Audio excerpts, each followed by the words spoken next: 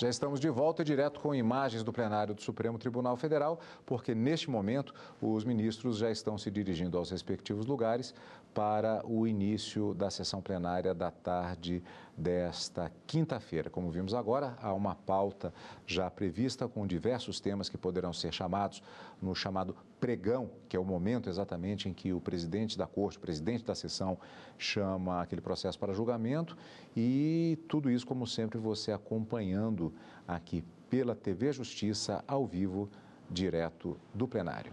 Boa tarde a todos, podemos nos sentar.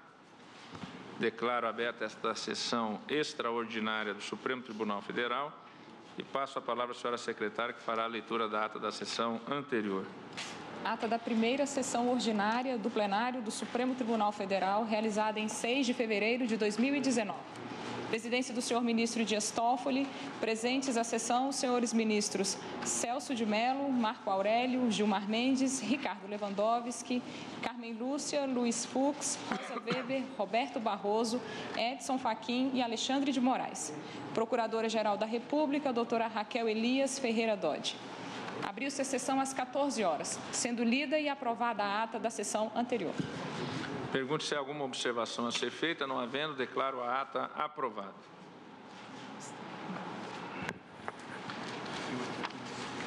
Como ficou definido na data de ontem, vamos iniciar com a lista número 1 de 6 de fevereiro de 2019, de relatoria do ministro Alexandre de Moraes. Trata-se da ação direta de inconstitucionalidade 5.745, procedente do Estado do Rio de Janeiro, sendo o relator o ministro Alexandre, requerente à Associação Nacional das Operadoras Celulares, ACEL, e interessado o governador do Estado do Rio de Janeiro, Assembleia Legislativa do Estado do Rio de Janeiro. Encontra-se inscrito para falar pelo governador do Estado do Rio de Janeiro, o doutor Aldi da Costa Santos Júnior. Inicialmente, passo a palavra ao relator para o relatório. Boa tarde, presidente, ministra Rosa, ministros, doutor Luciano. Aqui, presidente, é uma ação direta de inconstitucionalidade, ajuizada, como Vossa Excelência disse, pela Associação das Operadoras de Celulares e pela Associação Brasileira de Concessionárias de Serviço Telefônico Fixo, comutado. Em face do artigo 2º, inciso 1º da Lei 7.574, do Estado do Rio de Janeiro, que estabelece a obrigatoriedade de que empresas prestadoras de serviço desse serviço forneçam previamente, nas hipóteses de prestação de serviço na sua residência, informações sobre a identificação das pessoas que serão enviadas pela empresa para a prestação de serviço. Adotou-se o rito do artigo 12 da Lei 9868, manifestação da Assembleia Legislativa do Estado do Rio de Janeiro, do governador do Estado do Rio de Janeiro, da Advocacia Geral da União, que no mérito opinou pela inconstitucionalidade formal da norma, tendo em vista que a matéria tratada na lei seria de competência privativa da União para legislar sobre serviços de telecomunicações. A Procuradoria-Geral da República não se manifestou. É o relatório. Agradeço. Passo a palavra, então, ao doutor Aldi para a sustentação oral. Excelentíssimo senhor presidente, senhora ministra, senhores ministros, senhor vice-procurador-geral da República. Muito obrigado, senhor presidente, por chamar este processo ao início desta sessão de julgamento. Senhores ministros, muito embora a alegação de usurpação de competência privativa da União seja uma matéria recorrente e de uma simplicidade meramente aparente, este processo tem uma importância singular. E não somente porque ele se enquadra naquela zona de interseção ou de superposição de competências tão bem abordada pelo jurista Tiago Magalhães, discípulo do ministro Luiz Roberto Barroso, no seu livro sobre competências legislativas na Constituição de 88. A importância desse caso sobressai em função, em virtude do momento vivenciado em nosso país e particularmente no estado do Rio de Janeiro, quando a sociedade clama por uma mudança de postura de seus representantes políticos e das autoridades em geral, no que diz respeito à segurança pública, no que diz respeito ao combate à criminalidade, com uma possível influência sobre a interpretação constitucional do espaço que a Constituição Federal franqueia aos Estados federados para o exercício da sua competência legislativa. Na tradicional expressão da doutrina de direito constitucional, é a possível influência do domínio normativo sobre o programa normativo. Em termos muito objetivos, a questão aqui consiste em se definir se a norma estadual, ao sujeitar as empresas prestadoras de serviço em diversas modalidades a informarem previamente o nome de seus representantes que executarão serviços nas residências e nas sedes de empresas de consumidores fluminenses, se essa norma invadiu a competência da União para disciplinar privativamente telecomunicações, ou se ao contrário, essa norma se conteve, o legislador estadual se conteve no feixe de competências que a Constituição a ele reserva. A leitura dessa norma evidencia de forma muito clara a absoluta ausência de qualquer disciplina peculiar à matéria telecomunicações.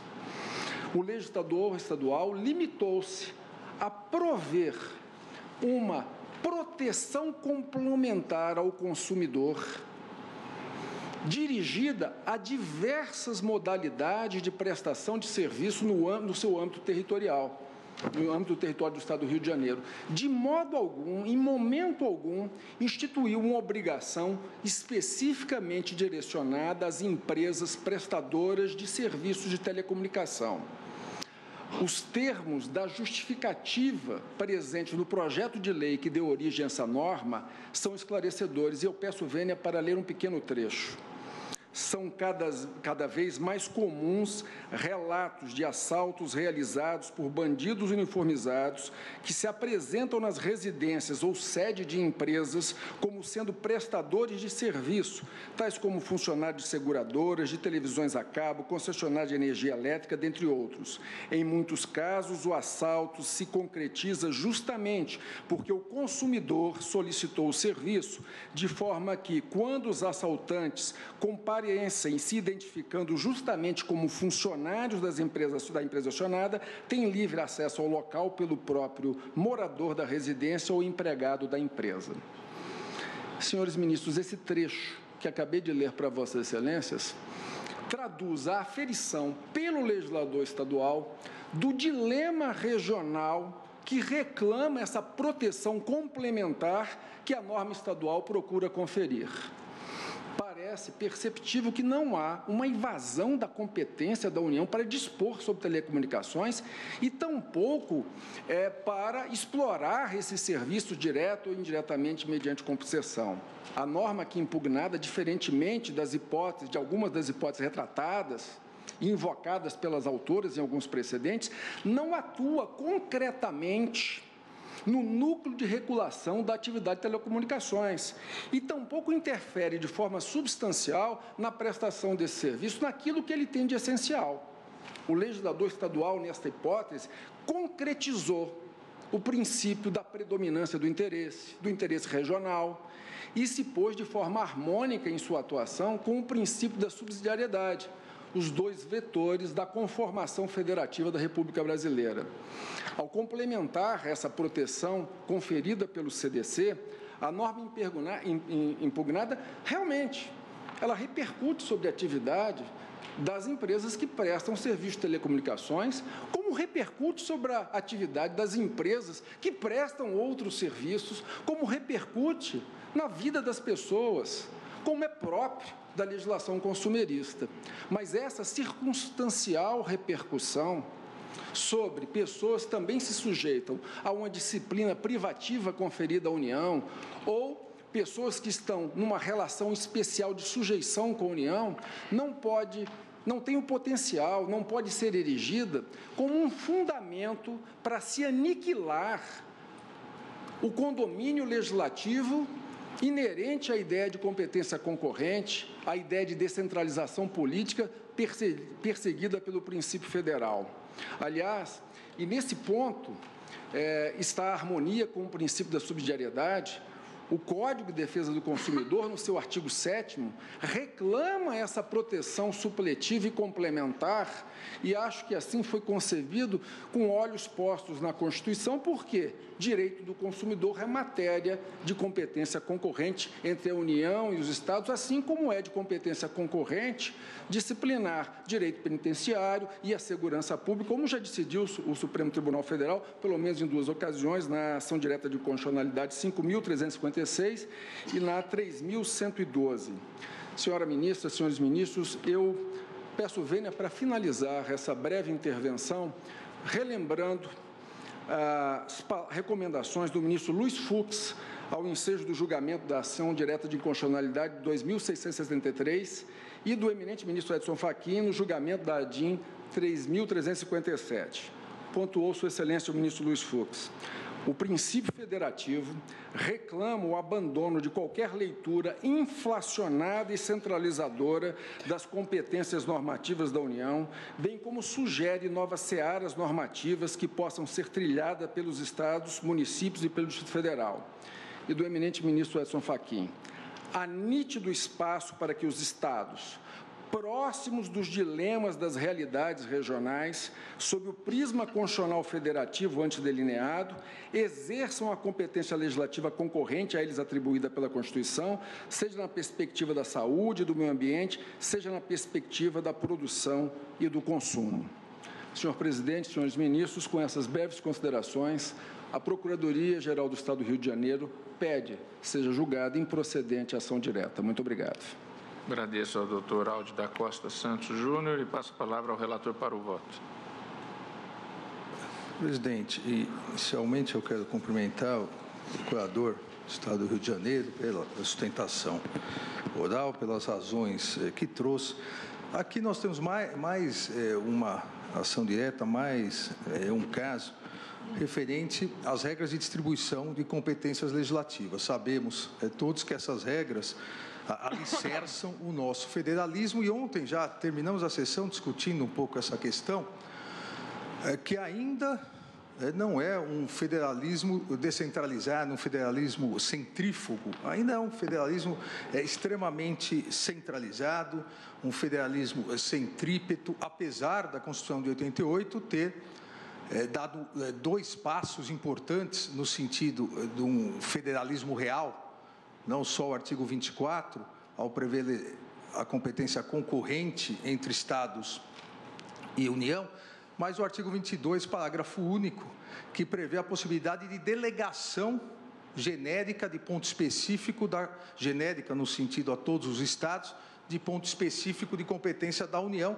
lamentavelmente até hoje não utilizada no Brasil. Nós temos 30 anos da Constituição, o Congresso ainda não delegou. Falo isso porque tive a oportunidade, à época, como secretário de Segurança Pública, e foi colocada aqui a questão da segurança, de apresentar 2 projetos de lei, 2 anteprojetos ao presidente da Câmara de lei complementar, para que houvesse delegação específica para os Estados-membros, tanto na questão de investigação, para determinados mecanismos investigatórios, quanto na questão de cumprimento e execução da pena em pontos específicos. Porque, obviamente, a investigação em São Paulo é diferente da do Acre, que é diferente no Rio de Janeiro, no Paraná, e é o mesmo em relação à outra ponta do sistema de segurança, que é a questão penitenciária. Mas, infelizmente, os projetos tramitam, mas não foram ainda aprovados.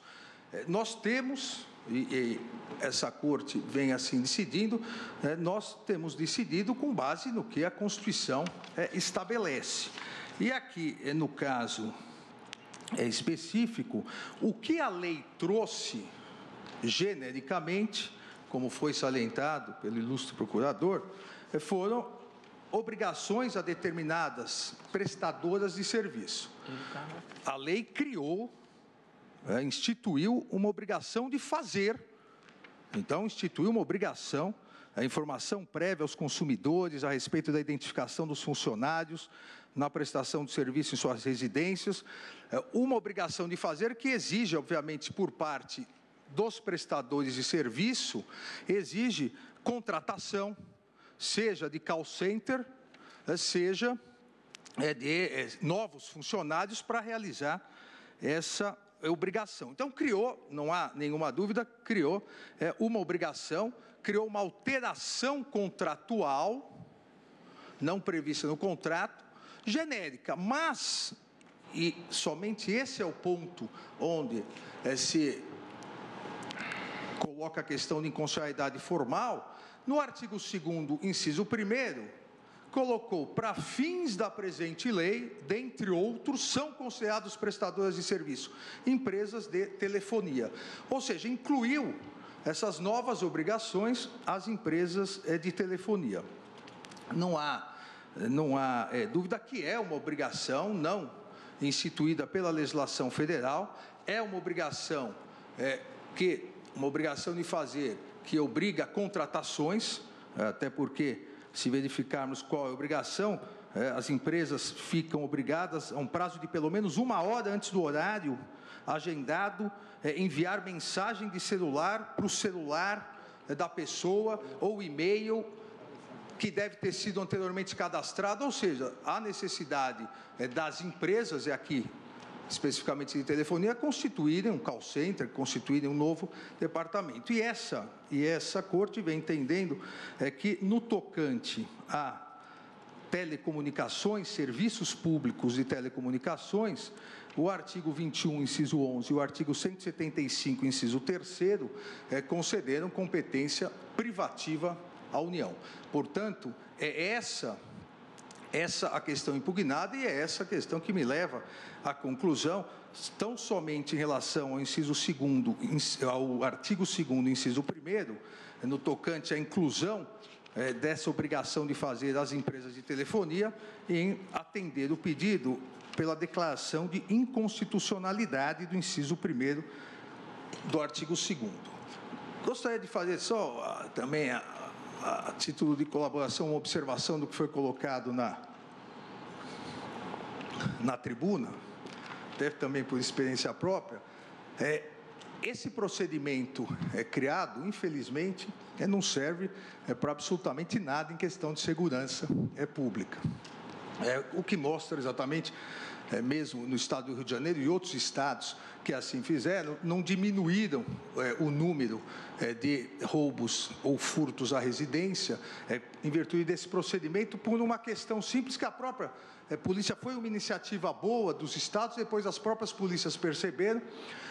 As quadrilhas só chegam nas residências porque elas clonaram os telefones das empresas prestadoras de serviço, ou tem alguém infiltrado nessa empresa prestadora de serviço, até porque aí tem a comunicação, sabe o horário, sabe que pediu o serviço, e da mesma forma onde esse serviço foi realizado, a hora que liga para confirmar, quem está ligando não é a prestadora de serviço, quem liga também é a quadrilha.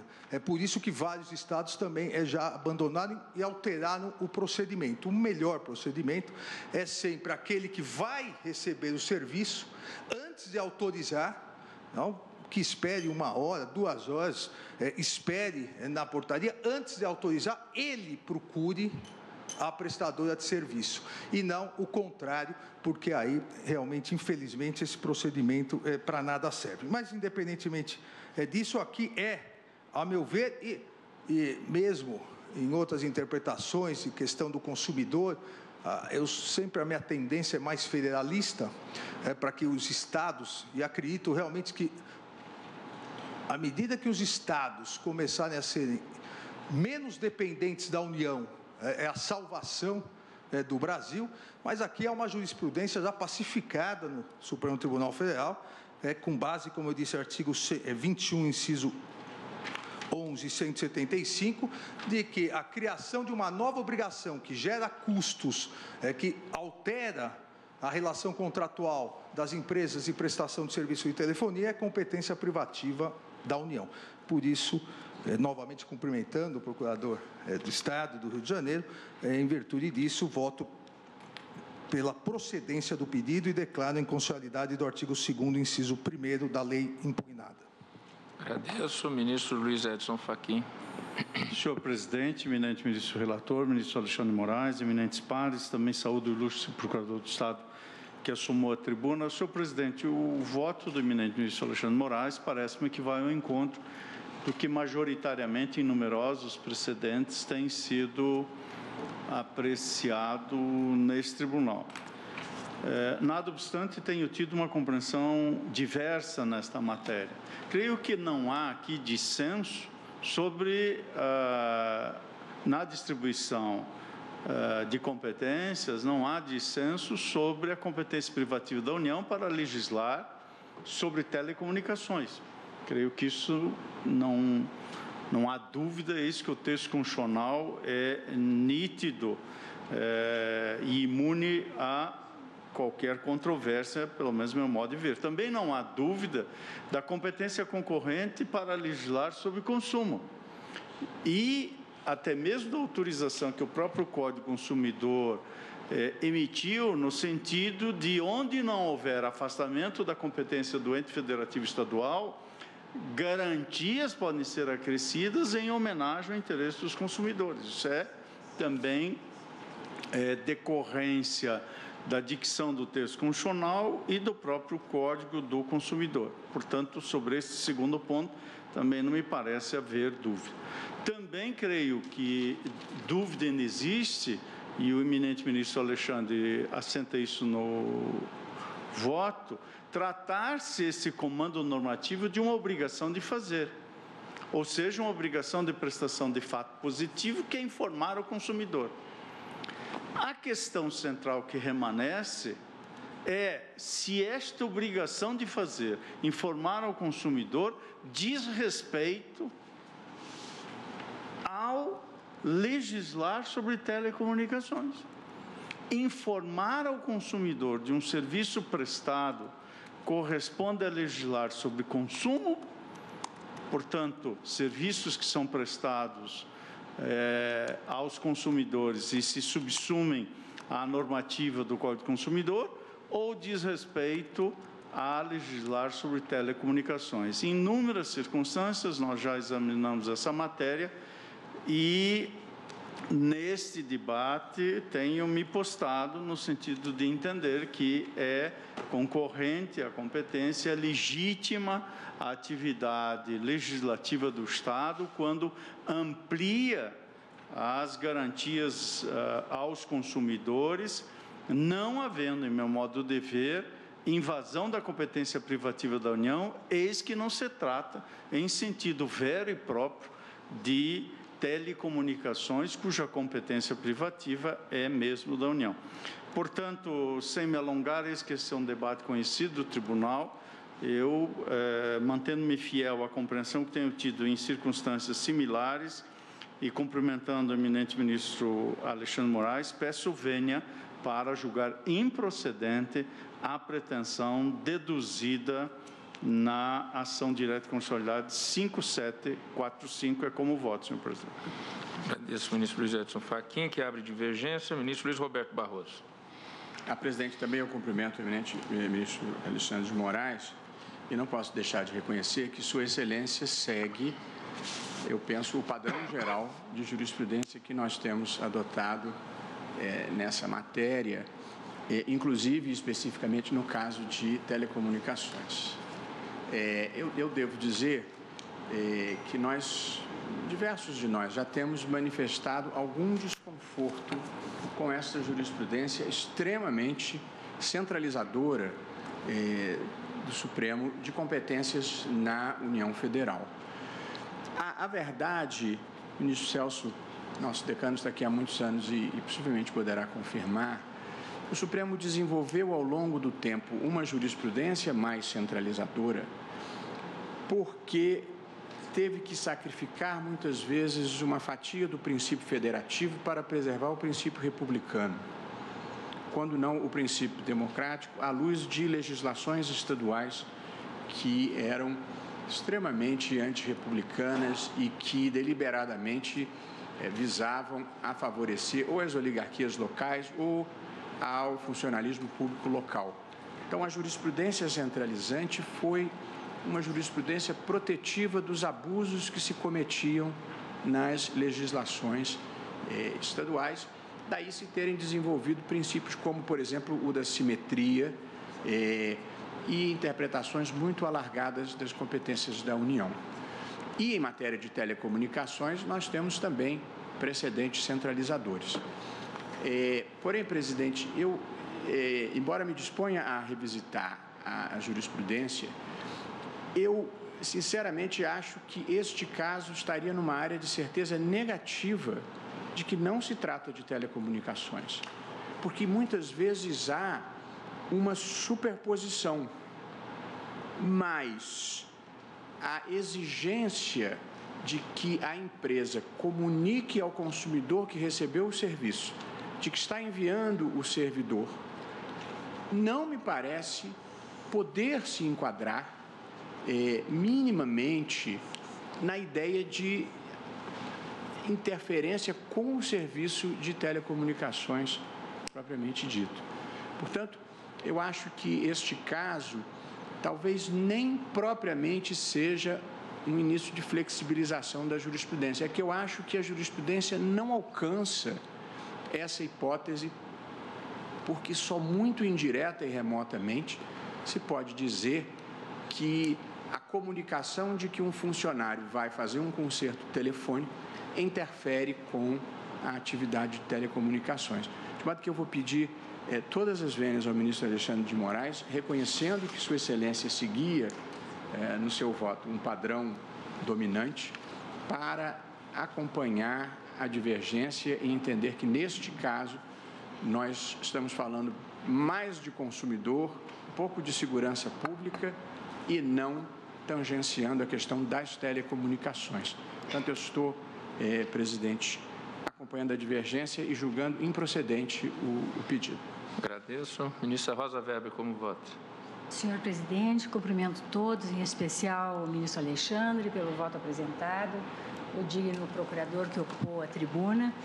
E como já foi muito bem destacado, o que aqui se discute é se a norma da legislação impugnada, especificamente a Lei 7574 de 2017 do Estado do Rio de Janeiro, no seu artigo 2º, parágrafo 1º, implica uma usurpação por parte do Estado do Rio de Janeiro da competência privativa da União, no caso, a competência privativa para legislar sobre telecomunicações.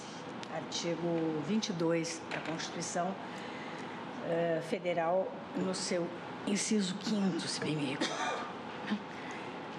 Ou se insere na competência concorrente estabelecida no artigo 24, aí sim, inciso 5. Eu, fazendo a leitura da norma, eu vejo que, na verdade, que também, como se salientou, se cria às empresas de telecomunicação a obrigação de, no caso, telefonia e internet, né, de, quando remete trabalhadores para execução de serviços na casa dos consumidores, informarem, ou melhor, identificarem esses trabalhadores, atendendo assim até uma necessidade de segurança específica e talvez mais premente no caso do Rio de Janeiro. Embora também reconheça que o eminente relator está se atendo a uma jurisprudência da Corte, entendo que esta hipótese não realmente, ela, a meu juízo, não se insere em zona gris. Não tenho enorme dificuldade de entender que aqui estar-se-ia a legislar sobre telecomunicações, e sim muito mais sobre o direito do consumidor. Então, com todo o respeito ao ministro Alexandre, neste caso concreto, eu entendo que a ação, que não há essa invasão da competência privativa da União, e eu estou julgando improcedente o pedido, acompanhando a divergência aberta pelo eminente ministro Fachin. Agradeço, ministra Rosa Weber. Ministro Luiz Fux, como vota? Senhor presidente, egrégia Corte, ilustre representante do Ministério Público, senhores advogados presentes, o doutor Aldi, que assumiu a tribuna. Senhor presidente, a Constituição estabelece competência concorrente exatamente para casos como tal. Ou seja, a União se manteve inerte com relação a esse problema e, então, a unidade federada tem competência concorrente para sair na frente e regular um tema de extrema sensibilidade. A lei é extremamente salutar e o que há, na verdade, num primeiro momento, digamos assim, até numa análise finalística, é uma questão de proteção ao consumidor e uma questão que também beira a segurança pública dos consumidores. Essa questão de serviço de telecomunicações, ela foi muito debatida no Superior Tribunal de Justiça, principalmente no campo tributário. Nós chegamos à conclusão do seguinte: o que é serviço de telecomunicações, ele vem definido na Lei de Telecomunicações. Esse serviço de pré-avisar quem vai comparecer à casa do usuário não é serviço de telecomunicações. É um serviço de proteção ao consumidor, é um serviço que tem natureza de segurança pública. Mas ainda que, por exemplo, nós pudéssemos efetivamente concordar com o profundo voto do ministro Alexandre de Moraes, nós, no máximo, manteríamos aí uma competência concorrente. E como eu fiz destacar num voto que eu proferi, eu destaquei que, em nenhum caso semelhante, a divisão de competências presente na Constituição não é estanque, havendo diversos cenários em que a mesma norma jurídica adentra em campos competenciais diversos. E aqui eu cito o autor Tiago Magalhães Pires, que trata exatamente da democracia e da separação de poderes, federalismo e democracia, parâmetro para a definição das competências, quando ele assenta: não se deve tomar uma enumeração da competência como um trabalho pronto. Mesmo em face de um rol de atribuições expressas, caberá ao intérprete confirmar sua incidência ou não às hipóteses que se lhe apresentam, analisando a Constituição em busca de alguma outra norma, porventura, que postule a aplicação à hipótese. Até que o faça, as competências expressas permanecem como meras presunções relativas, aptas a serem afastadas pela incidência de outra norma constitucional. Por isso é que eu mantenho o entendimento que, antes de ter como constitucionar as normas que aparentemente se inseram no bojo de competências normativas de outros entes, deve-se proceder a uma leitura sistemática e teleológica da Constituição como um todo. O valor constitucional tutelado primariamente pela lei naquela oportunidade não é o serviço per se, mas a segurança do cidadão, de modo que é possível considerar que ela não infringe sobre a relação contratual entre o poder concedente e a delegatária do serviço público qualquer invasão, mas apenas uma proteção dos próprios consumidores. E aqui, senhor presidente, sem prejuízo de a lei definir o que é telecomunicação, que não é isso, eu também adjunto um argumento de natureza interdisciplinar. Se nós formos analisar a história desses assaltos à residência, curiosamente, nós vamos verificar 3 fatos recorrentes. Primeiro, os assaltos à residência ocorrem por pessoas disfarçadas de funcionários da NET. Os assaltos à residência ocorrem por pessoas disfarçadas de funcionários das empresas de telefonia, e o mais sofisticado é o assalto que ocorre pela observação dos hábitos e costumes dos moradores de condomínio, em que uma pessoa se passa por aquele morador. Esse é o mais excepcional.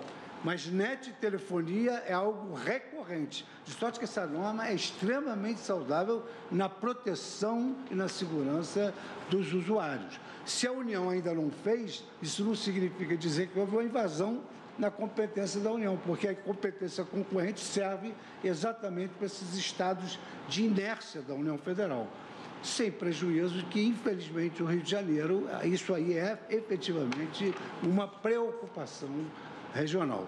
Então, com todas as vênias do belíssimo voto do ministro Alexandre de Moraes, eu vou também acompanhar a divergência aberta pelo ministro Edson Fachin. Agradeço, ministro Luiz Fux. Como voto, o ministro Ricardo Lewandowski. Senhor presidente, realmente nós estamos numa zona gris, nós estamos numa zona opaca, cinzenta, em que existe uma certa superposição entre a competência as competências da União e as competências concorrentes dos Estados.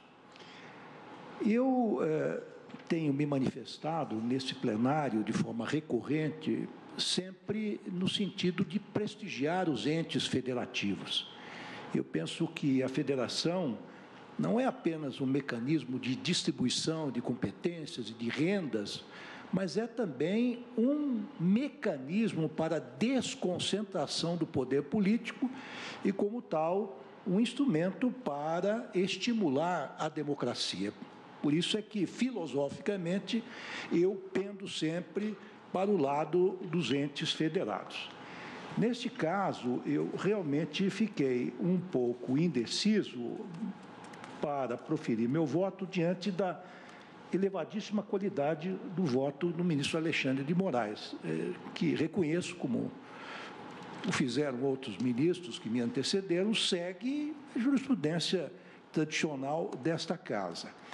Mas eu, examinando a Lei de Telecomunicações, que é a Lei 9.472 de 97, eu verifico que a telecomunicação é definida no artigo 60, parágrafo 1º desse diploma legal, da seguinte forma: telecomunicação é a transmissão, emissão ou recepção por fio, radioeletricidade, meios ópticos ou outro qualquer processo eletromagnético de símbolos, caracteres, sinais, escritos, imagens, sons ou informações de qualquer natureza. Então, quando se tratar deste tipo de atividade, a meu ver, a competência é privativa da União no que diz respeito ao disciplinamento, ao regramento dela. Mas, examinando a lei aqui do Rio de Janeiro, eu verifico o que se pretende regular, disciplinar. É a realização de reparo ou a prestação de serviços nas residências ou nas sedes de seus consumidores. Portanto, penso que, em princípio, nada tem a ver com a telecomunicação tal como definida na lei específica. Nesse sentido, embora pessoalmente tivesse até reparos a fazer quanto à técnica legislativa diante da minudência das obrigações que são impostas ao fornecedor do serviço, e nesse caso até dou a mão palmatória ao ministro Alexandre de Moraes, isso de certa maneira não deixa de representar um encarecimento do serviço e pode ter repercussão até no contrato de concessão do serviço, mas, diante desses argumentos que acabo de expender, penso que a razão está data vênia e, com devido respeito ao relator, com a divergência aberta pelo ministro Fachin, cujo voto acompanho na íntegra. Agradeço a Vossa Excelência. Como voto o ministro Gilmar Mendes.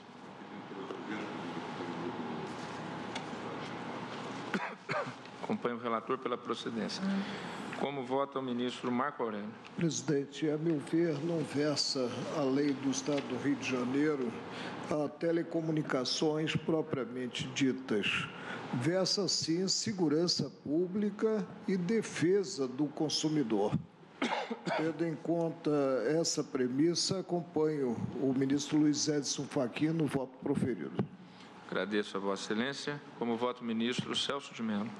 Senhor presidente, como aqui foi salientado pelo eminente ministro Luiz Roberto Barroso, houve um momento na evolução do constitucionalismo brasileiro, notadamente a partir da instauração da República, que se registrou uma verdadeira centralização do poder político, seja no âmbito espacial, seja no âmbito orgânico. Significar, portanto, que a centralização espacial do poder político deslocou o eixo de definição das grandes questões para o plano da União Federal, não é? Ocupando, portanto, uma posição central no espaço político-jurídico brasileiro. E isso veio em detrimento do postulado da federação.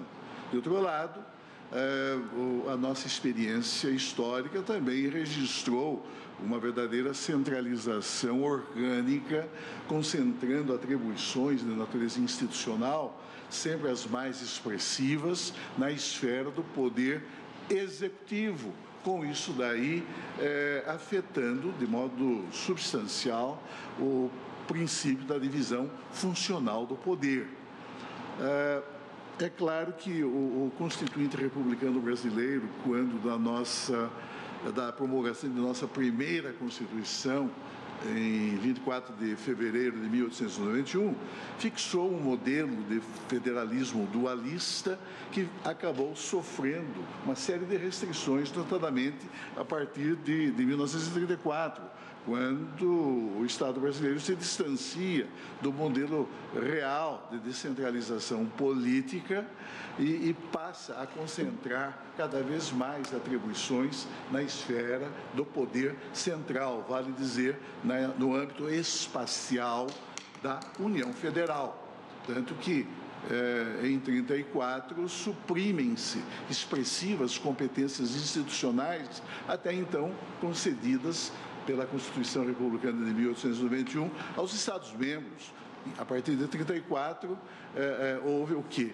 Houve a unificação do poder para legislar em matéria processual. Até então, sob a égide da Constituição Republicana de 1891, os Estados-membros legislavam sobre o processo civil, legislavam sobre o processo penal, legislavam sobre processo eleitoral, inclusive sobre direito eleitoral, desde que se cuidasse de eleições estaduais ou municipais. A partir de 1974, todo esse modelo se altera e inicia-se um processo, claro, de progressiva concentração de poderes na esfera da União Federal.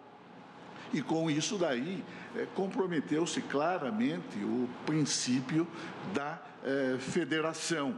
E, é claro, impôs-se em dado momento, notadamente sob a égide das cartas que vigeram sobre o regime militar, enfim, impôs-se, digamos, observância rígida, quando não servil ao princípio da simetria, na verdade, fundado na observância do famoso, aspas, modelo federal, fecha aspas, ou seja, no respeito incondicional aos padrões ou estándares estabelecidos pelo poder central.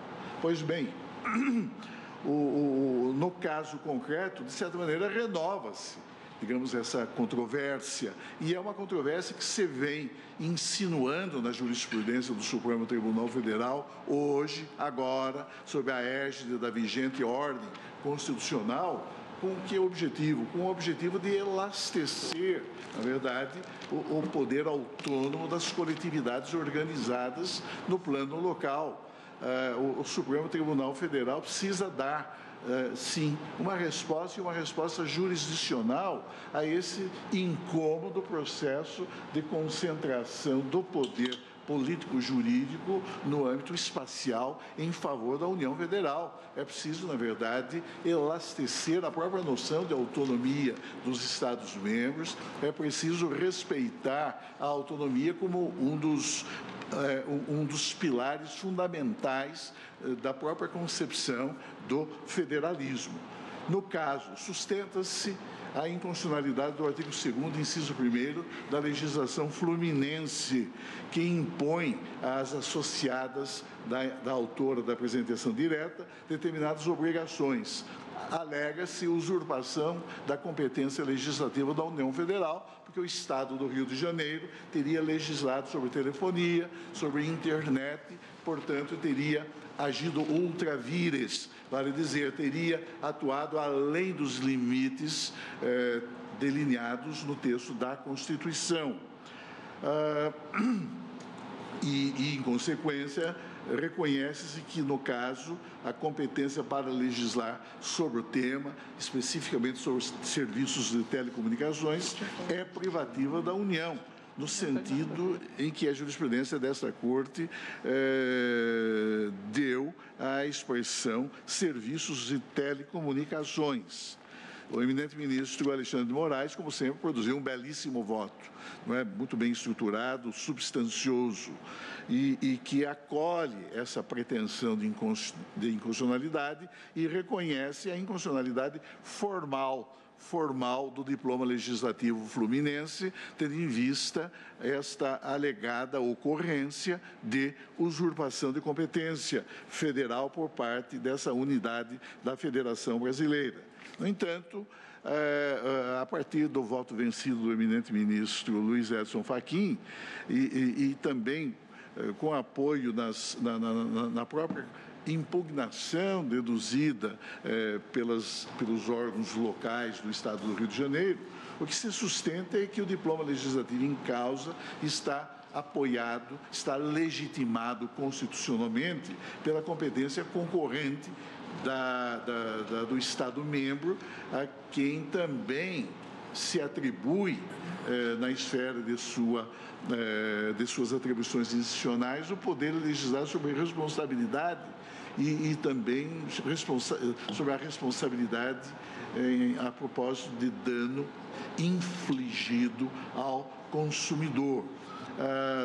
Reproduziu-se, no caso, a própria justificativa que motivou a apresentação do projeto de lei, que se converteu na lei em questão, notadamente destacando-se a frequência dos assaltos realizados por bandidos uniformizados que se apresentam nas residências ou sede de empresas como sendo prestadores de serviço, como empregados de seguradoras, de televisões a cabo, concessionários de energia elétrica, entre outras. A Assembleia Legislativa do Estado do Rio de Janeiro e o próprio senhor governador do Estado, no entanto, sustentam que o Estado do Rio de Janeiro limitou-se na esfera daquele condomínio legislativo a que alude o artigo 24 de nossa lei fundamental, a dispor sobre proteção aos direitos do consumidor. A mim me parece, com toda a vênia, que se justifica o reconhecimento de que, no caso, o Estado do Rio de Janeiro interveio no plano normativo em ordem a viabilizar a proteção ao consumidor. Nós sabemos que a proteção ao consumidor e a defesa da integridade de seus direitos representam compromissos inderrogáveis que o Estado brasileiro conscientemente assumiu no plano do nosso ordenamento constitucional. E o relevo indiscutível desse compromisso estatal se acentua quando se tem presente que a própria Assembleia Nacional Constituinte, em caráter absolutamente inovador, elevou a defesa do consumidor à posição eminente de direito fundamental. É o que decorre do artigo 5º, inciso 32 de nossa Carta Política, atribuindo a esse direito fundamental a condição de um verdadeiro princípio estruturador e conformador da própria ordem econômica.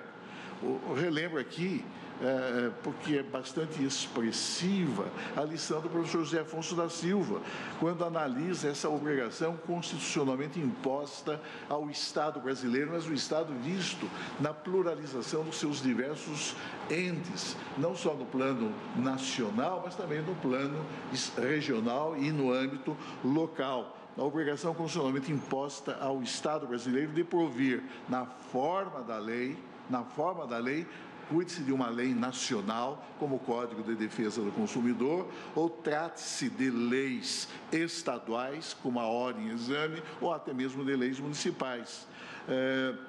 E a inserção dessa cláusula de tutela entre os direitos fundamentais, diz o professor José Afonso da Silva, permite definir e erigir os consumidores à categoria de titulares de direitos constitucionais essenciais. E a isso se conjuga a previsão constante do artigo 170, inciso 5º de nossa Constituição, que eleva a defesa do consumidor à condição de princípio da ordem econômica, com o relevante propósito de legitimar todas as medidas de intervenção estatal necessárias a assegurar a proteção efetiva a esse sujeito de direitos que é o consumidor. Na realidade, é a proteção estatal ao consumidor, quer seja ela qualificada como um direito fundamental, positivado no próprio texto da Constituição da República, quer seja ela compreendida como diretriz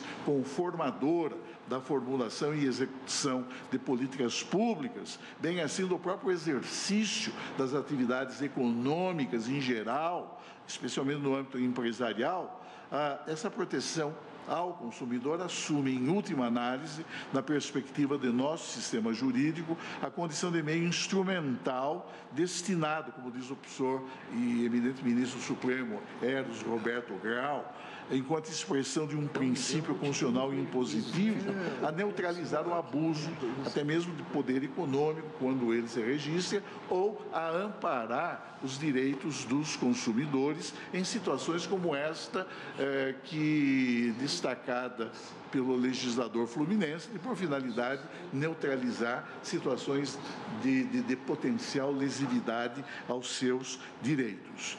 E eu prossigo no meu voto, senhor presidente, que farei juntar aos autos, destacando exatamente esta primazia que a Carta Política conferiu, tanto à defesa do consumidor, quanto à preservação da integridade das prerrogativas jurídicas que, em seu favor, foram reconhecidas pelo ordenamento positivo, podendo-se afirmar, a partir de tal asserção, que os direitos do consumidor, embora desvestidos de caráter absoluto, qualificam-se, no entanto, como valores essenciais, como valores condicionantes de qualquer processo decisório que vise a compor situações de antagonismo ou a neutralizar estados de potencial lesividade resultantes das relações de consumo que se processam no âmbito da vida social.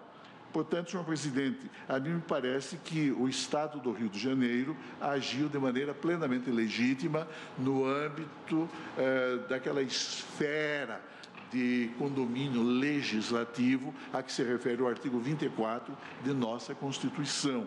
A mim me parece que há que prevalecer, no caso, o interesse local, mais notadamente o interesse regional, manifestado formalmente em diploma legislativo editado pelo Estado do Rio de Janeiro. Por isso, a mim me parece, senhor presidente, que a necessidade de proteção ao consumidor legitima constitucionalmente a lei fluminense em questão.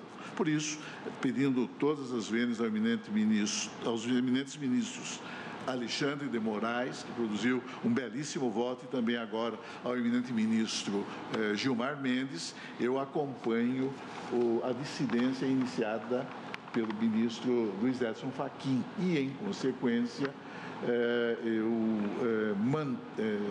reconhecendo a plena legitimidade constitucional da lei fluminense, eu julgo improcedente a pretensão de inconstitucionalidade deduzida, no caso, por esta entidade de classe de âmbito nacional. Agradeço a Vossa Excelência. Eu peço vênia de divergência para acompanhar o relator. Proclamo que, por maioria, foi julgada improcedente a ação, vencidos o ministro relator, ministro Gilmar Mendes, ministro Dias Toffoli, relator para o acordo, ministro Luiz Edson Fachin. Há 4 feitos... A divergência? Não, de vênia a divergência, acompanhar o relator. Há 4 feitos na pauta para julgamento em conjunto, ministro Celso, que faltam só os votos de Vossa Excelência e do ministro Gilmar Mendes, que está nos acompanhando também. Tratam-se dos seguintes feitos: embargos de divergência no agravo regimental no recurso extraordinário com agravo 797-499 do Rio Grande do Sul, de minha relatoria. Embargos de divergência nos embargos de declaração no recurso extraordinário 919-269 do Rio Grande do Sul, de minha relatoria. Embargos de divergência nos embargos de declaração no agravo regimental no recurso extraordinário 919-793 de minha relatoria. E embargos de divergência nos embargos de declaração no agravo regimental no recurso extraordinário 930.251. A papeleta consigna que, após os votos dos ministros Dias Toffoli, presidente e relator, Marco Aurélio, Rosa Weber e Carmen Lúcia que davam provimento aos embargos de divergência para determinar que a execução dos honorários advocatícios se dê de forma una e indivisa, e dos votos dos ministros Alexandre de Moraes, Edson Fachin, Roberto Barroso, Luiz Fux e Ricardo Lewandowski, que negavam provimento ao recurso, o relator indicou adiamento. Não participou justificamente desse julgamento, na oportunidade, Vossas Excelências. Então, passo a palavra ao ministro Gilmar para o seu voto. Presidente, a matéria já é conhecida e eu, fazendo remissão aos julgados em que me posicionei no mesmo sentido, voto pelo provimento dos embargos de divergência, assentando a impossibilidade de fracionamento dos honorários comerciais oriundos de sentença proferida em processo contra a Fazenda Pública, movido por litisconsortes ativos facultativos. É como voto. Agora ouviremos, então, o voto de desempate. Senhor presidente, eu tenho decisões, inclusive decisões no âmbito da colenda segunda turma do Supremo Tribunal Federal, no sentido da impossibilidade de fracionamento de execução para recebimento da verba honorária, tal como acaba de mencionar agora o eminente ministro Gilmar Mendes. Por isso, eu, na linha desse voto, senhor presidente, eu rejeito, eu nego o provimento aos presentes embargos de divergência, embargos opostos a acordo na primeira turma, não é? Que entende possível essa individualização.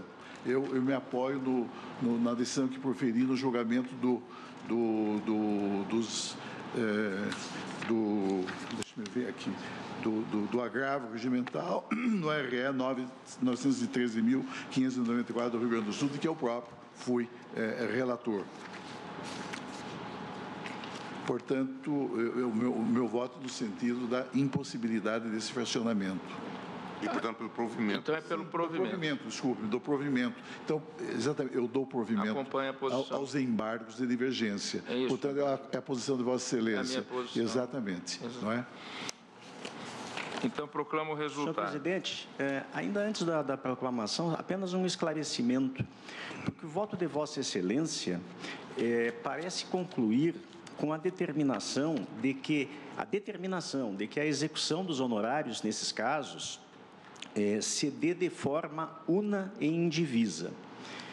Todavia, a vedação constitucional é no sentido de que proíbe-se o fracionamento para fins de enquadramento de parcela do total como requisição de pequeno valor. Ou seja, não haveria vedação à quebra ou fracionamento se mantido o enquadramento como precatório. Esta solução de permitir a execução ainda fracionada, ainda que pelo regime de precatório, contribuiria com a racionalidade do sistema, na medida em que, especialmente nas ações coletivas, Excelências, os créditos individualizados somente vão surgir, e os honorários respectivos, quando surgirem as execuções individuais. De tal modo que se a redação, não é? Se a determinação for no sentido da execução una e indivisa dos honorários, somente após a execução do último crédito individualizado da ação coletiva é que o advogado poderá, então, exercer a sua pretensão à verba honorária. De modo que este esclarecimento parece que seria necessário em relação ao voto de Vossa Excelência. Agradeço a intervenção de Vossa Excelência. Na medida em que o acordo for publicado, se surgir alguma dúvida, poderá ser feito e opostos os previstos embargos de declaração. Proclamo o resultado.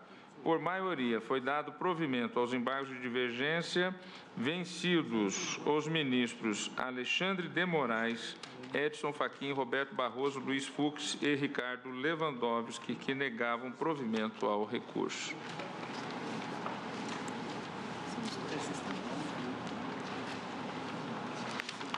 dois feitos para julgamento em conjunto, ação direta da inconstitucionalidade 807, procedente do Rio Grande do Sul, sendo o relator ministro Dias Toffoli, requerente procurador-geral da República, interessado a Assembleia Legislativa do Estado do Rio Grande do Sul, interessado o governador do Estado do Rio Grande do Sul. Neste feito, após o voto do relator, julgando procedente a ação, pediu vista a senhora ministra Rosa Weber. E também a ação direta de inconstitucionalidade 3037 do Rio Grande do Sul, sendo requerente governador do Estado do Rio Grande do Sul, interessados governador do Estado e Assembleia Legislativa do Estado do Rio Grande do Sul, após o voto do relator, ministro Dias Toffoli, julgando procedente a ação, pediu vista a ministra Rosa Weber. Passo então a palavra a Vossa Excelência, ministra Rosa Weber, para o seu voto vista. Me permita só interrompê-la, ministra Rosa Weber, porque eu vejo que há um advogado interessado no primeiro feito item da pauta, que se encontra, inclusive, com a beca devidamente trajada. Esse primeiro feito trata-se da ação direta de inconstitucionalidade 1251, no qual herdei a relatoria do ministro Menezes Direito. Nesse feito, houve julgamento de mérito e se iniciou o julgamento da modulação. Ocorre que, durante o julgamento da modulação, o ministro Marco Aurélio, ele levantou uma questão de ordem. E a questão de ordem que Sua Excelência levantou era a inviabilidade, a inadmissibilidade da ação direta em razão do exaurimento da lei no tempo. E a deliberação do plenário, naquela oportunidade, foi no seguinte sentido, que se retomaria o julgamento com quórum completo. Hoje temos a ministra Carmen Lúcia representando o Supremo Tribunal Federal em uma reunião da Comissão de Veneza preparatória do 5º Encontro Mundial de Cortes Constitucionais. O Brasil, inclusive, sediou o 2º Encontro Mundial de Cortes Constitucionais, tendo participado desse encontro, na época, o ministro César Peluso, o ministro Gilmar Mendes e o ministro Ricardo Lewandowski, que ocorreu no Rio de Janeiro. A ministra Carmen Lúcia representa o tribunal, está justificadamente ausente. Não temos, então, para cumprir aquela deliberação, o quórum.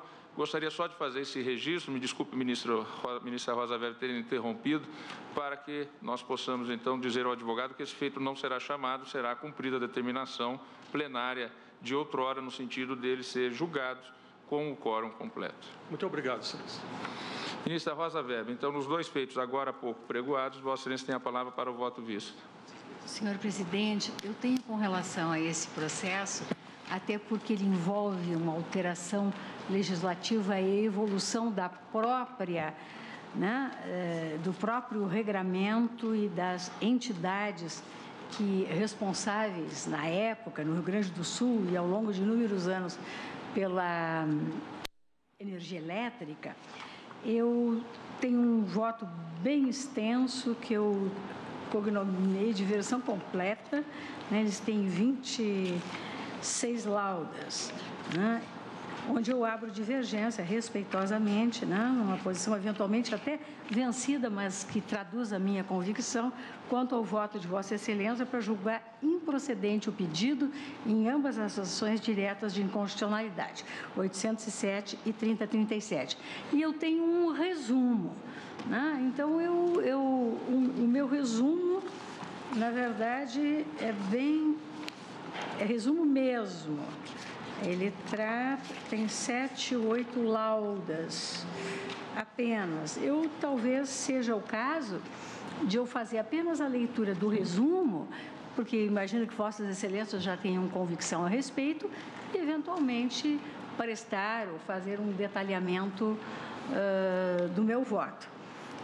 Então, eu só começo dizendo, e considerado o voto de Vossa Excelência, que se trata de ação, e relembro, porque faz tanto tempo que esse processo veio à pauta, trata-se de ação direta de inconstitucionalidade proposta pelo Procurador-Geral da República, à época, em face dos artigos 6º e parágrafo único e 7º, caput, do ADCT da Constituição do Estado do Rio Grande do Sul, que, respectivamente, assegura aos empregados da ex-Companhia de Energia Elétrica rio-grandense, encampada pela CE, o direito de opção retroativa pelo regime jurídico mais conveniente, unicamente para fins de contagem de tempo de serviço. E, que é a segunda hipótese, reconhece aos empregados da antiga Comissão Estadual de Energia Elétrica, admitidos até 9 de janeiro de 1964, a condição de servidores autárquicos. Nesta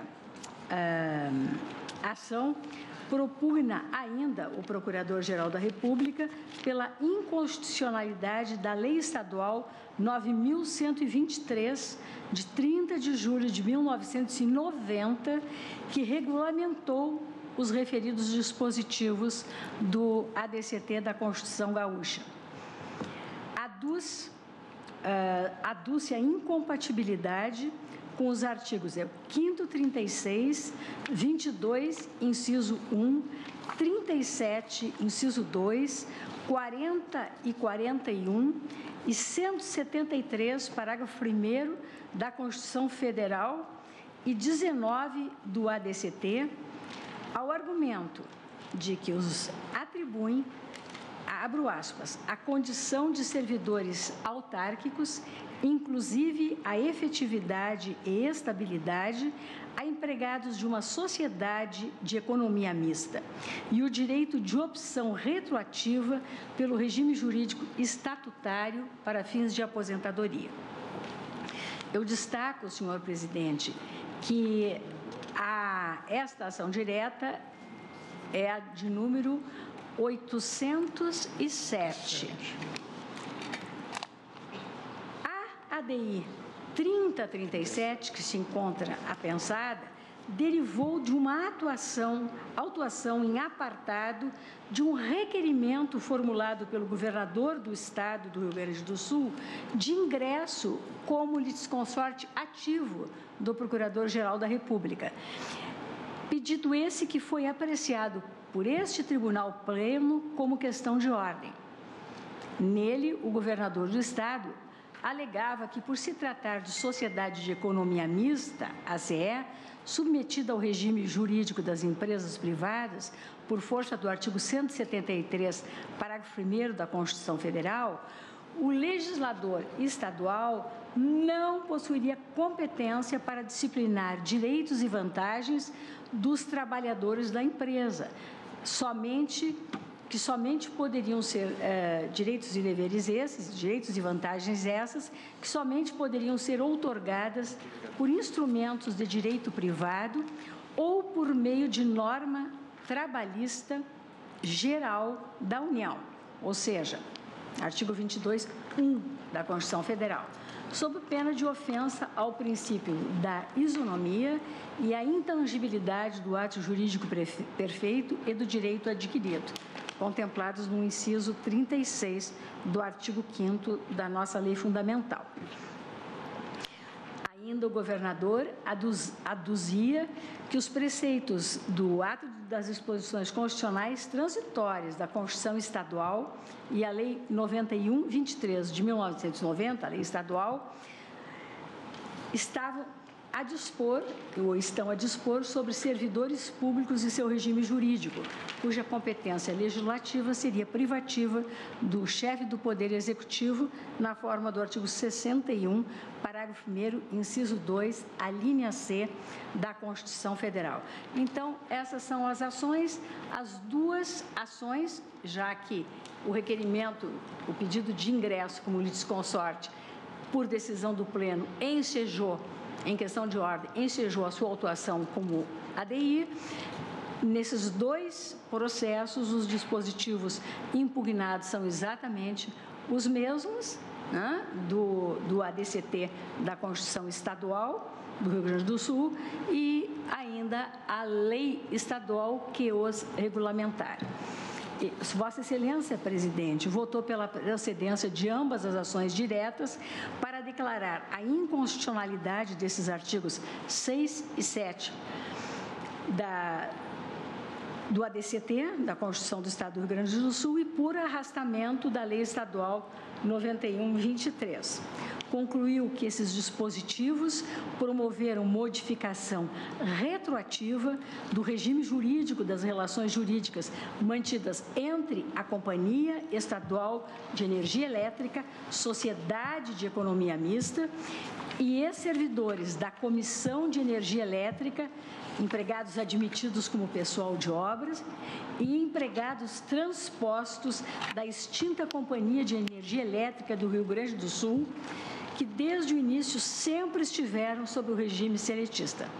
Entendeu Vossa Excelência que essa alteração de regime jurídico de seletista para estatutário na vigência da Constituição Federal de 1988 ofenderia os artigos 173, parágrafo 1º, 37(2) da Constituição Federal. Então, pelo voto de Vossa Excelência, os dois dispositivos ofendidos seriam esses: o 173, parágrafo 1º, e o 37, inciso 2, da Constituição Federal de 1988. Eu faço nesse resumo, senhor presidente, apenas, me parece importante, o exame da cronologia das alterações da natureza jurídica e do quadro de pessoal da CE entre 1943 e 1964, porque todas essas alterações promovidas dizem respeito a pessoal a prestar serviços até 1964, destacando a Vossas Excelências que a Comissão Estadual de Energia Elétrica, Sociedade de Economia Mista, ela foi criada em 9 de janeiro de 1964, quando foram arquivados os seus atos constitutivos na Junta Comercial do Rio Grande do Sul, a partir da autorização legislativa dada em 1961 para a criação da CE, Sociedade de Economia Mista. Até então, nós tínhamos uma autarquia estadual, também Comissão Estadual de Energia Elétrica, que, por sua vez, tinha trabalhadores que vinham de uma empresa encampada, privada, e também os egressos de uma comissão estadual de energia elétrica, que apenas era um órgão da Secretaria Estadual.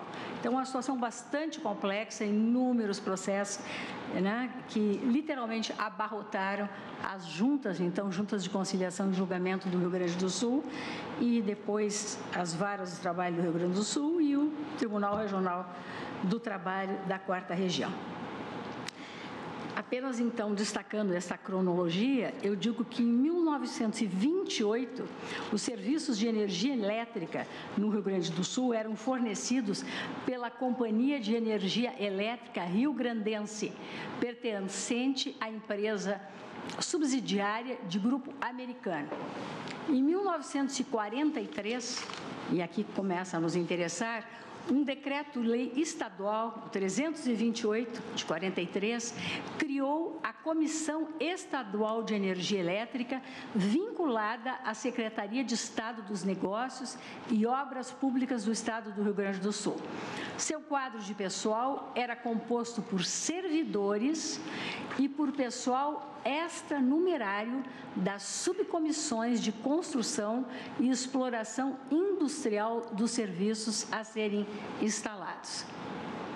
Em 1952, por força de uma lei estadual, a Lei Estadual 1744, houve, então, a criação da Comissão de Estadual de Energia Elétrica enquanto autarquia. Então,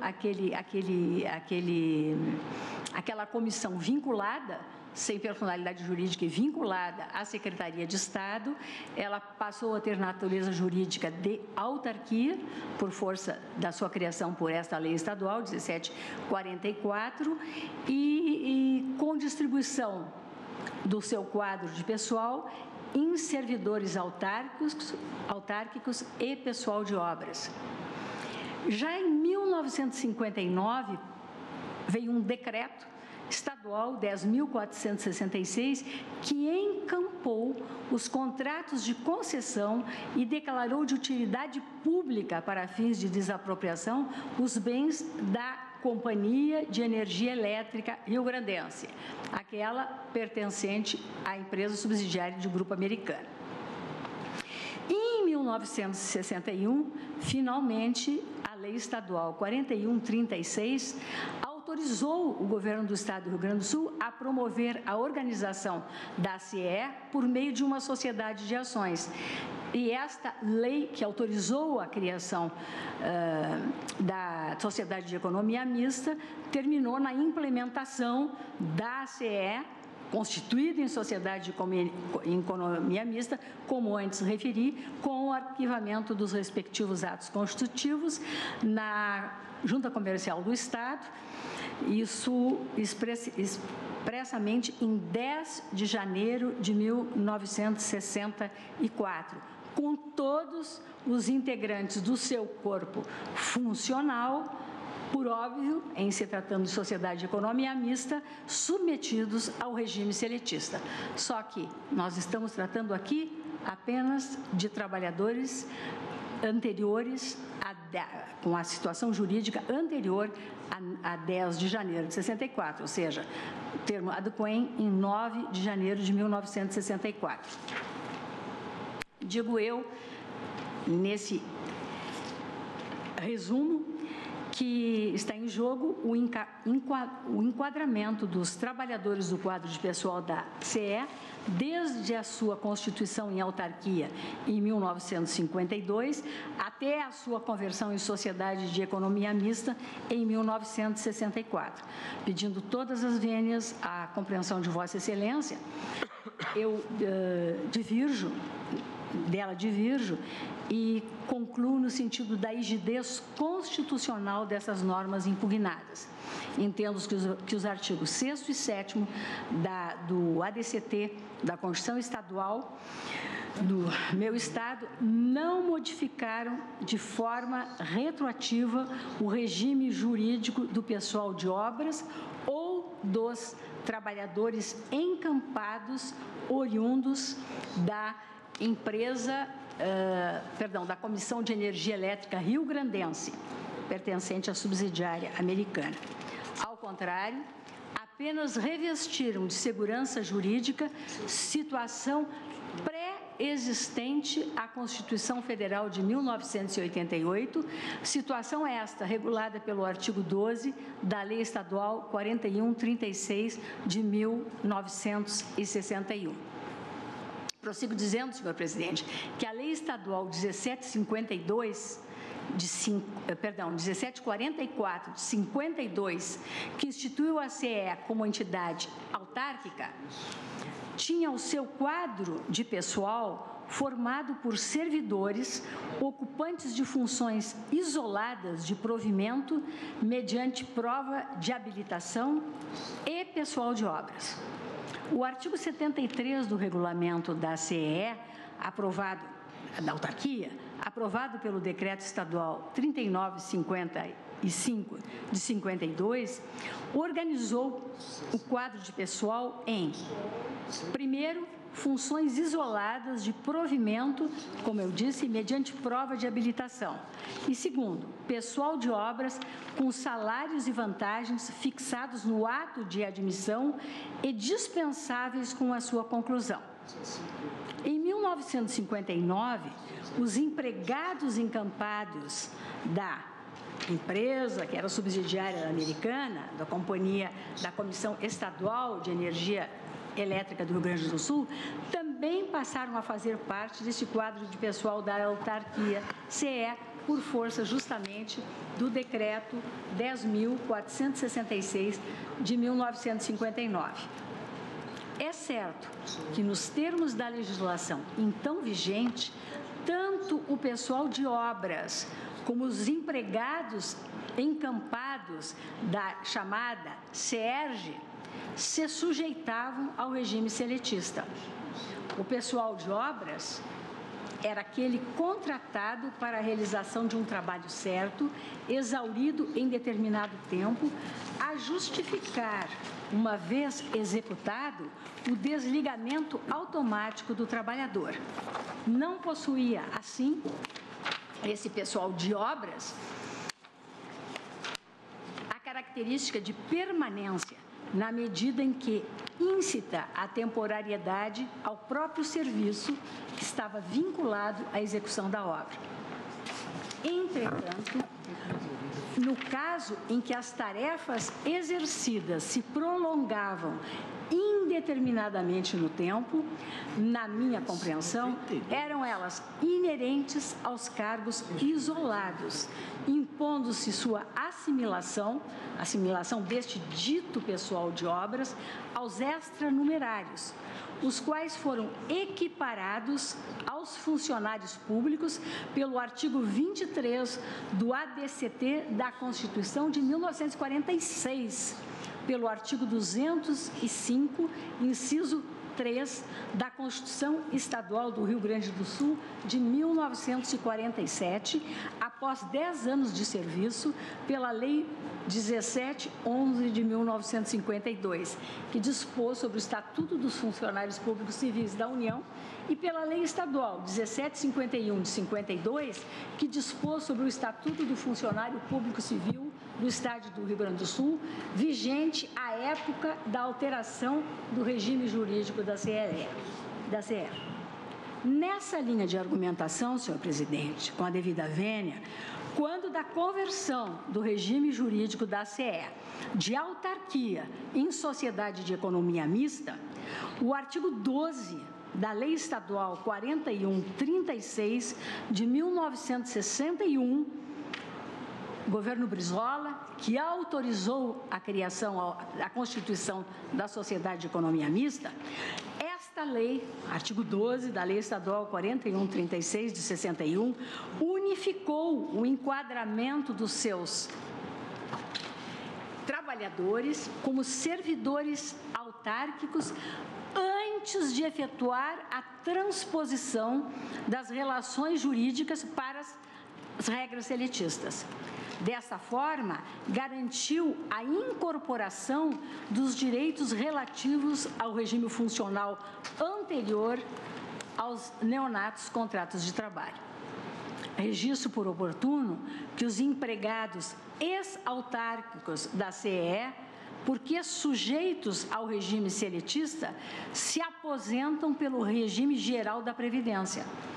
Em sua maioria, as controvérsias examinadas pela Justiça do Trabalho dizem com diferenças de complementação de aposentadoria, tendo em mira a incorporação de direitos relativos aos servidores autárquicos, como, por exemplo, a aplicação da Lei 3096 de 56, que garante a paridade entre proventos e vencimentos dos servidores em atividade.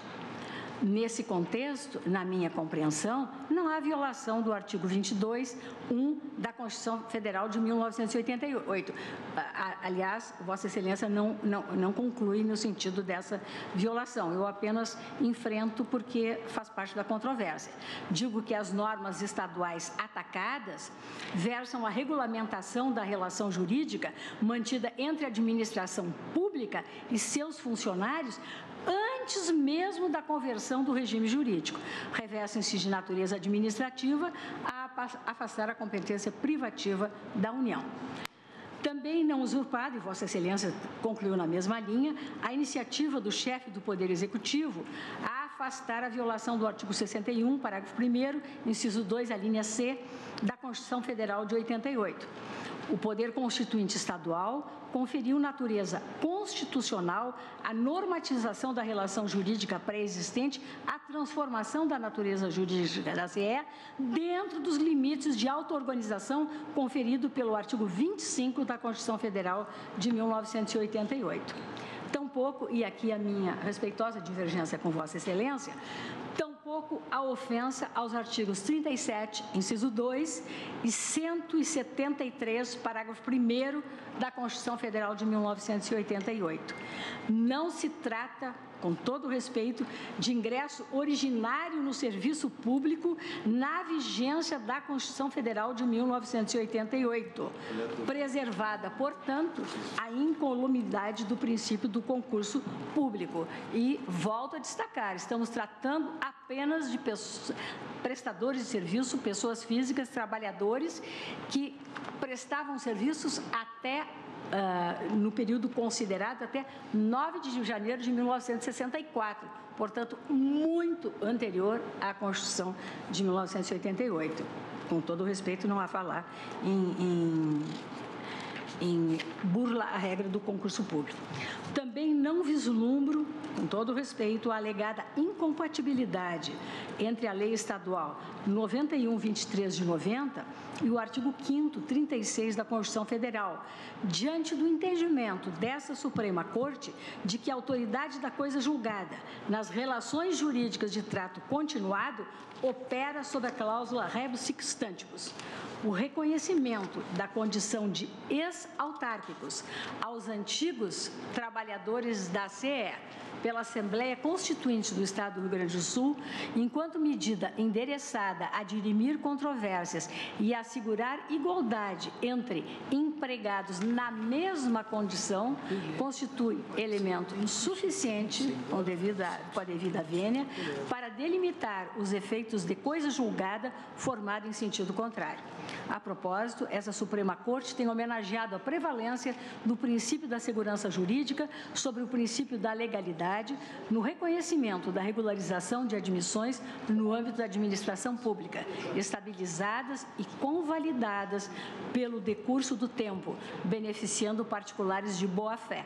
Estou aqui me reportando, transcrevendo o mandado de segurança 22.357, sob a relatoria do ministro Gilmar Mendes, decisão deste Tribunal Pleno de 5 de novembro de 2004.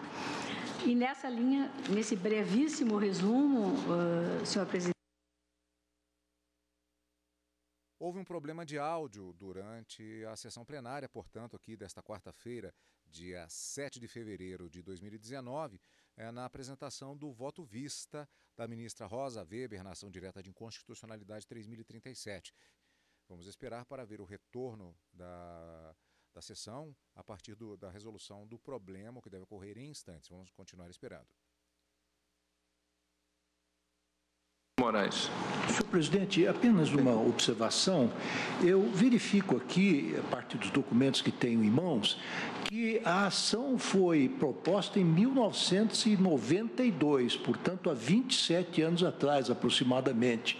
E a eminente ministra Rosa Weber diz que esta ação atinge servidores que teriam ingressado até 1974. 64. Pergunto, será que existe algum interesse ainda no prosseguimento dessa ação? Ou não seria o caso de nós convertermos o julgamento em diligência e indagarmos ao senhor governador ou mesmo ao Ministério Público se subsiste algum interesse? Porque eu penso que até pela lei da natureza, a grande maioria.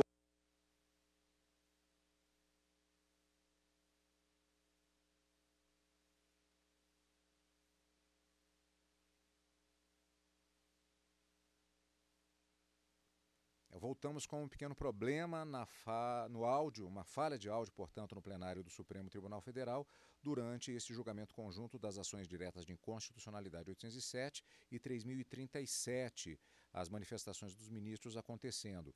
Como o horário está próximo do intervalo, a perspectiva agora, se não houver a recuperação deste sinal de áudio, pode ser que o presidente da sessão ele convoque já o intervalo, aproveitando-se assim, buscando-se a resolução do problema e na perspectiva de continuidade dos trabalhos, resolvido esse problema já logo depois na segunda parte da sessão plenária do Supremo Tribunal Federal.